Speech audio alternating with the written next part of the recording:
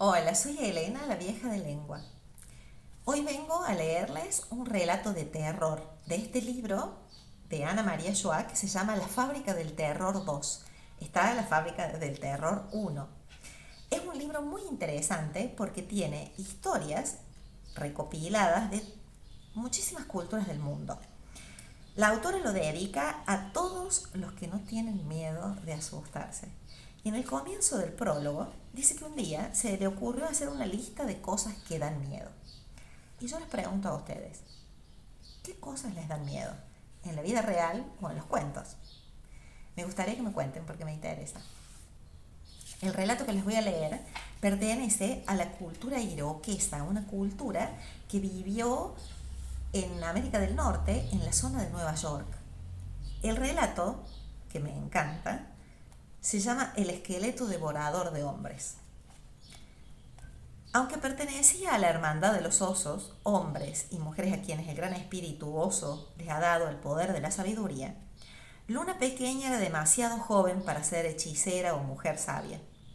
En cambio ya tenía el poder de descubrir, acariciando el aire, a los terribles espíritus invisibles, los trabajadores del mal. Sus padres decidieron casarlo con un famoso guerrero de otra tribu, al que conocían solamente por el relato de sus hazañas de caza y por ser el mejor jugador de pelota raqueta de todas las tribus iroquesas. Cometieron un gran error. Alce Rojo era en verdad fuerte, valiente y de gran resistencia física, pero no era una buena persona. Él mismo se jactaba groseramente de sus aventuras cada vez que volvía de cacería. Solo la carne que aportaba a su pueblo hacía que le disculparan tan mala educación. Era tonto, egoísta, y lo único que le interesaba de Luna Pequeña era su habilidad para curtir cueros. La jovencita se dio cuenta inmediatamente de que no era el hombre que le convenía, pero tuvo que casarse de todas maneras y hornear para Alce Rojo y su familia el pan de maíz del matrimonio. Un joven iroqués, hombre o mujer, jamás desobedecía a sus mayores. Vivieron un tiempo en la casa larga de los padres de ella. Como todas las casas de los iroqueses, estaba hecha de corteza de olmo y vivían allí muchas familias. De acuerdo a las antiguas costumbres, cuando nació su primer bebé, Alce Rojo se despidió de sus suegros y se volvió a su propio pueblo con su mujer y su hijo. Esta historia empieza casi un año después del nacimiento del bebé, cuando por fin, rogándole una y otra vez, Luna Pequeña logró convencer a su marido de que fueran a visitar a sus padres. El poblado quedaba a 3 días de camino atravesando el bosque. Todavía no se conocían los caballos en esa zona de América, de modo que iban a pie. Era otoño y hacía mucho frío. El suelo estaba blanco y duro. Era difícil caminar sin hacer ruido. Las hojas caídas, rígidas por la escarcha, crujían cuando las pisaban. Adelante iba Alce Rojo, luciendo orgulloso las 2 plumas de águila que lo distinguían como joven guerrero, y protestando todo el tiempo contra Luna Pequeña, que lo obligaba a hacer ese viaje inútil. Cargaba solamente sus armas, como corresponde a un hombre que debe estar siempre listo para defenderse y proteger a su familia. Luna Pequeña lo seguía. Tenía 14 años, la edad de cualquier mamá joven de su tribu. Había tenido mucha suerte de que su hijo fuera varón. Lo cargaba a la espalda envuelto en cueros suaves y atado a su cuna de tabla. Cargaba también la comida para el viaje y los regalos para su familia. Un collar de garras de oso, varios cinturones adornados con cuentas de caracol, harina de maíz y algunas pieles. Estaba avergonzada de su marido que se resistía a una costumbre tan normal como visitar a sus suegros y llevarles regalos. El segundo día, cuando ya estaban cerca del poblado, Alce Rojo se empeñó en seguir un sendero equivocado. Luna Pequeña conocía la zona. Muchas veces había jugado con otras chicas en el bosque, fuera de su aldea. Pero no pudo convencer a su marido, que se enfurecía cuando alguien le llevaba la contra. Así siguió a su marido sin decir nada. Al caer la noche, llegaron hasta una casa larga abandonada, con sus paredes de corteza rotas y rasgadas. No salía humo por ninguno de los agujeros chimenea. Estoy cansado, entremos. Pasaremos la noche aquí, ordenó al cerrojo. Es peligroso, empezó a decir Luna Pequeña. En esta casa vivió un hechicero cruel.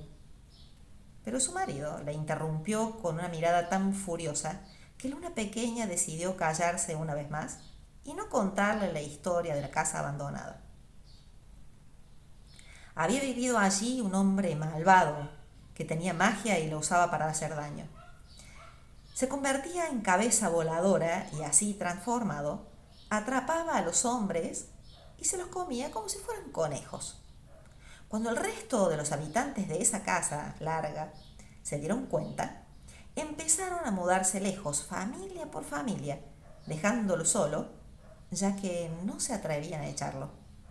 Cuando se supo de la muerte del hechicero, nadie se entristeció y nadie se atrevió a volver a esa casa. Luna Pequeña podía haber llegado hasta su aldea en media hora de camino, pero ¿cómo convencer a su marido si él se negaba a escucharla? El bebé lloraba y lloraba. «¡Que se calle tu hijo! ¡Enséñale el respeto a los mayores!», gritó al cerrojo, que ya tenía 19 años. Luna Pequeña sacó al bebé de su cuna de tabla, desprendió el musgo mojado que usaba como pañal y lo arrojó afuera de la casa. Después envolvió la cola del bebé en un montón de musgo fresco y seco antes de arroparlo otra vez en el suave cuero de gamuza. Y le dio de mamar, que como todas las madres del mundo saben, es la mejor manera de hacer callar a un bebé. Después acarició el aire, preocupada. «No hagas gestos estúpidos», refunfuñó su marido. «Estoy cansado y voy a dormir aquí». Había encontrado en un rincón un montón de hojas y ramitas flexibles muy cómodas, cerca del único recuerdo del hechicero que había quedado en la casa vacía. Una caja de cedro grande, bien cerrada. Al cerrojo se acostó, se cubrió con varias mantas de piel y se durmió en el acto. Qué fría era la noche. Luna Pequeña no podía dormirse en el suelo duro, helado, bien pegada a la cunita de su bebé para darse calor el uno al otro, y con una sola manta para los dos. Alerta, con los ojos muy abiertos, escuchó asustada el sonido del viento, que parecía por momentos el silbido de una cabeza voladora. Por fin se durmió con un sueño sobresaltado y liviano. La despertó el llanto de su hijo. Era raro que el chiquito llorara así en mitad de la noche, estando al lado de su mamá. Luna Pequeña acarició el aire y lo sintió lleno de horror. Los trabajadores del mal andaban por ahí. Se escuchó un ruido suave y espantoso, como el de los huesos de un conejo al romperse entre las mandíbulas de un coyote. Luna Pequeña se preguntó por qué su marido no se había enfurecido con el llanto del pequeño. No se escuchaba su voz malhumorada. Se quedó quieta y callada. Tampoco se escuchaba el sonido de su respiración.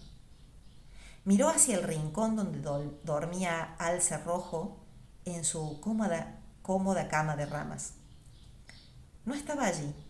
Al acercarse encontró un rastro de sangre que iba hasta la caja de cedro. La tapa estaba corrida y la luz de la luna iluminaba extrañamente el interior. Luna Pequeña reunió todo su coraje. Se dijo a sí misma que una mujer de la Hermandad de los Osos no debía temer a ningún espíritu. Y miró adentro. Acostado en la caja había un esqueleto limpio y blanco. Tenía las mandíbulas entreabiertas y los dientes enrojecidos de sangre. Del otro lado de la caja, sobre el suelo helado, estaba tirado el cadáver de Alce Rojo, con el cuello destrozado. Luna Pequeña quería llorar, pero no podía. Quería gritar, pero no podía. Quería salir corriendo, pero no podía. No debía hacer absolutamente ningún ruido. El esqueleto del brujo estaba satisfecho, pero su sed de sangre humana volvería a despertar en cualquier momento. Muy despacio, moviéndose con la gracia muda de las serpientes, fue hacia la cuna donde estaba su hijo, que dormía otra vez. Se acomodó la cunita de tabla en la espalda y ajustó bien las tiras de cuero. no intentó llevarse nada más. Silencio y velocidad era todo lo que necesitaba. Le parecía que tardaba horas enteras en dar cada paso. Por fin estuvo fuera de la casa y allí echó a correr más veloz que un coyote, más veloz que un pájaro, tan veloz como una madre que está luchando por la vida de su hijo. Conocía el camino hasta la aldea y corría tratando de hacer el menor ruido posible. El suelo del bosque estaba cubierto por una alfombra de hojas y plantas secas, quebradizas, que crujían y se rompían debajo de sus mocasines. Ya le faltaban solamente unos minutos para llegar al pueblito cuando sintió detrás suyo un silbido maligno y una sensación de viento que venía hacia ella como viene de golpe la creciente de un río. Se dio vuelta y la vio. Era una cabeza voladora. Una cabeza sin cuerpo, de ojos amarillentos, pelo negro larguísimo y garras que brotaban del lugar donde debía estar el cuello. Garras de oso, enormes, afiladas. Aún con su hijo en la espalda, Luna pequeña era capaz de correr más rápido que muchas de las jovencitas de la aldea. Pero la cabeza voladora era tan rápida como el viento y tenía hambre. Por la forma en que mostraba los dientes, mucha hambre. Entonces la muchacha recordó uno de los consejos de su abuela, una sabia mujer de medicina. En un mocasín de bebé, le había dicho su abuela, hay tanta fuerza del espíritu del bien que puede detener a los trabajadores del mal. Sin dejar de correr, la joven madre cortó con los dientes una tirita que ataba los mocasines de su hijo a la cuna de tabla y se los arrojó al monstruo. La cabeza voladora trató de atajarlos y con un movimiento brusco el pelo larguísimo se le enredó en las ramas de un árbol.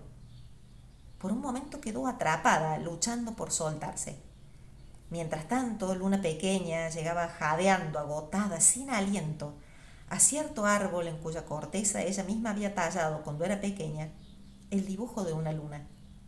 Sin aliento, jadeando, sintiendo que sus piernas se convertían en manteca, alcanzó la entrada de su pueblo, donde estaba la casa de sus padres.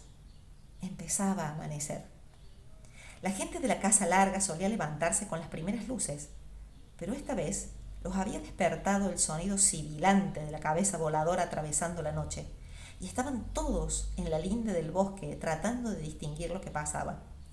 Cuando vieron llegar a Luna pequeña con su hijo, sus padres se lanzaron sobre ella para abrazarla.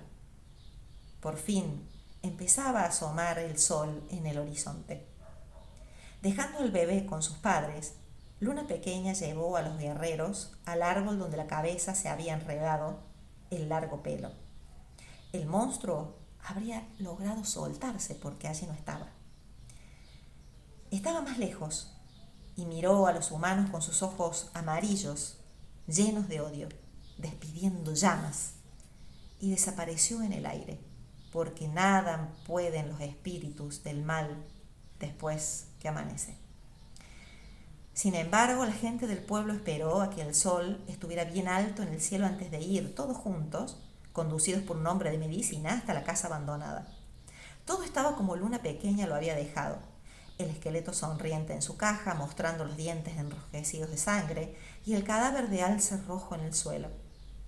Solo que ahora Alce Rojo no solo estaba muerto, sino que alguien o algo había devorado parte de su cuerpo.